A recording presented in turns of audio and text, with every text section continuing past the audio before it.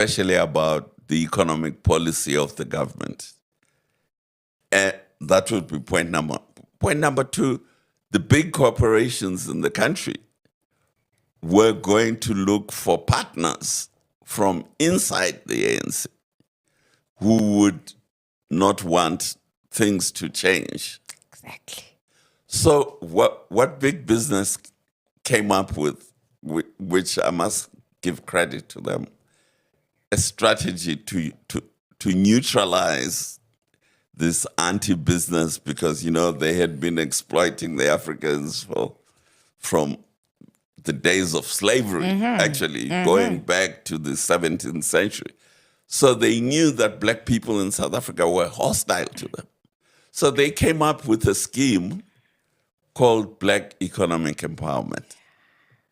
So with this scheme called Black Economic Empowerment, they then went to leaders of the ANC, especially the ones who were not in exile, the ones who were inside the country.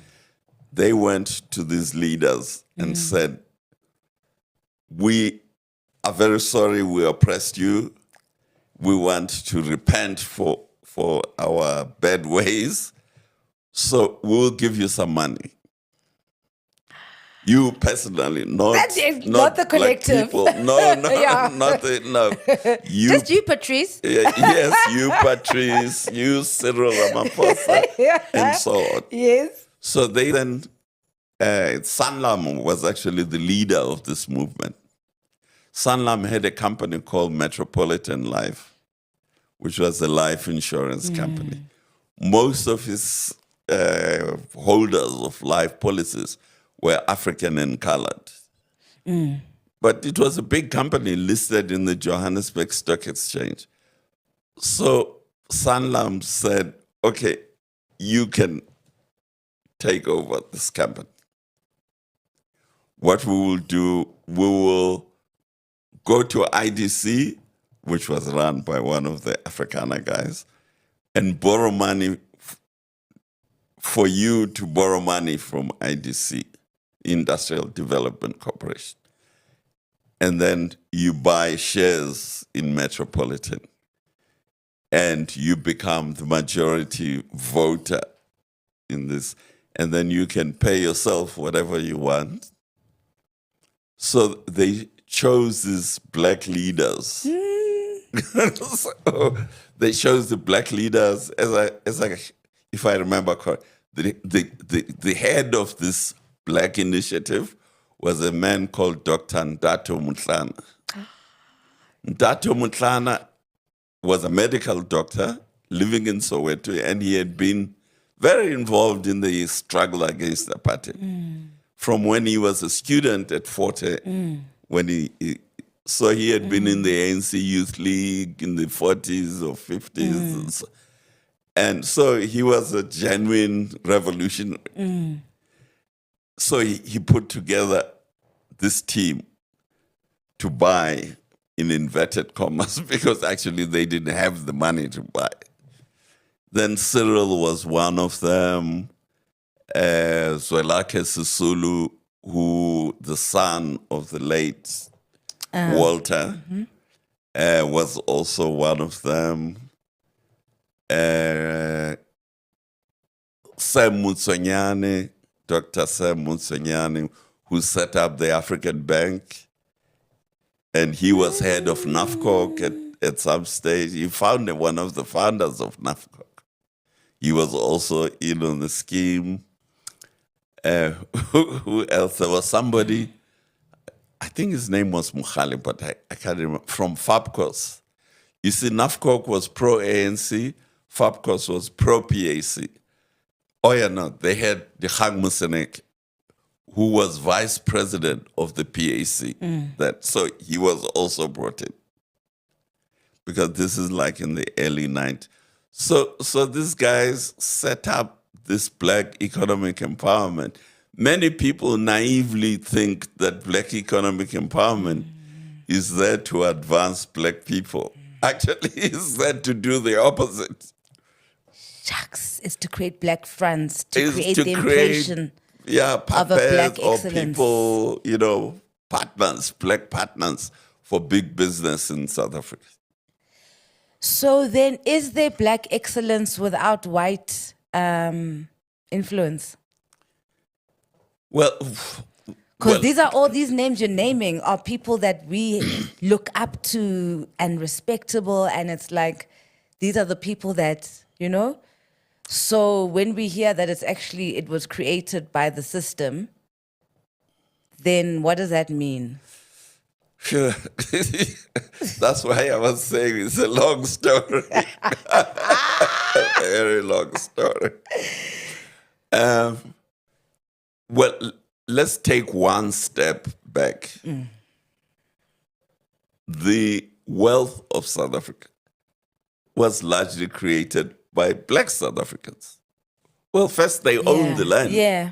So it was their land. Yeah. So it was taken from them, and the minerals under the land were also taken from them. However, they became the workers to build the mine. So in real terms, the profits and the capital belongs to them as well. Yes. Belongs to them. So when we're talking about capital in South Africa, it actually is a national asset. But people think it's a white man this, a white man that. Actually, the reality, if you look It's supposed to be. But it is a national asset. If you look But we're not benefiting. It's not our asset if we're not benefiting. No, it is our asset. If you look at companies at the stock exchange listed at the Johannesburg Stock Exchange, one of the main shareholders in those companies is the government employees pension fund. So they're big shareholders in these big companies.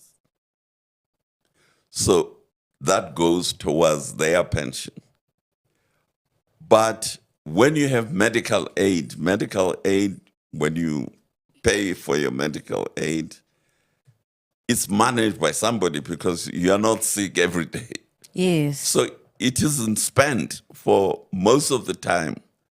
It's sitting with the medical. So the medical aid company gives that money to fund managers who then invest it in the big companies in the stock exchange. But you don't know that, but they do it. You see, so when you actually start to look at who owns these big companies in South Africa, many people naively think the white managers own them. They don't. Actually, a big part of some of these big companies are owned by the black people through their pension funds, their medical aid, their whatever it is, savings that they have to make. But they don't understand that how then to get the profit and to have a say in how these companies are managed. They just give it to fund managers. Because the fund managers say, okay, one day you will be 70 and you will need a pension. So give me your savings today. I will manage them for you. These things they call annuities. Yes, and we'll do all that for you. So, but that money buys shares in the companies in the Johannesburg stock. So you are actually a co-owner of Anglo-American. But you don't know it though. Well, you don't know because you are not asking. It's because you are not asking. So nobody will tell you. If you don't ask, well, they won't tell. But your money, your savings are in Sanlam, in Old Mutual. You are a co-owner of this. So we have to be careful about who owns the wealth of South Africa. A lot of the wealth of South Africa is actually owned by black people. But they are not insisting that, okay, do this with my wealth, don't do. So how do we